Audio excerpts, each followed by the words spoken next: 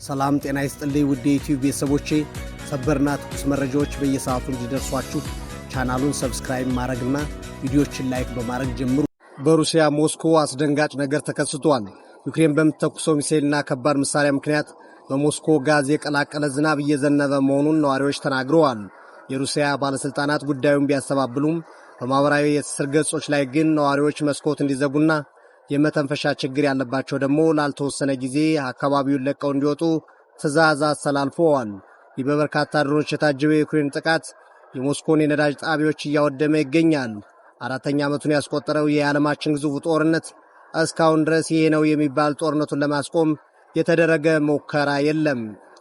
የጦርነቱን ክብደት፣ የጠፋውን የሰው ሕይወትና ያወደመውን ንብረት ዓለም ብዙ ትኩረት የሰጠው አይመስልም።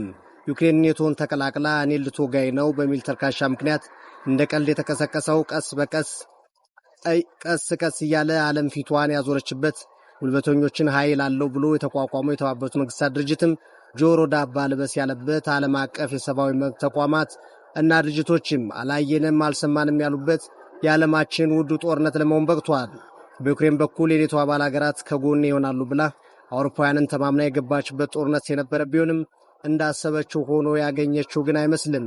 325,000 የሩሲያ ወታደሮች እስካሁን ያለቁበት፣ ከ600,000 በላይ የዩክሬን ወታደሮች የተሰዉበት፣ 8,000 የሚገመቱ ሩሲያውያን ንጹሃን ያለቁበት፣ 15,000 የሚገመቱ ዩክሬናውያንም በተመሳሳይ ሕይወታቸውን የገበሩበት የፕላኔታችን ትልቁ ደም አፋሳሽ ጦርነት ሆኗል።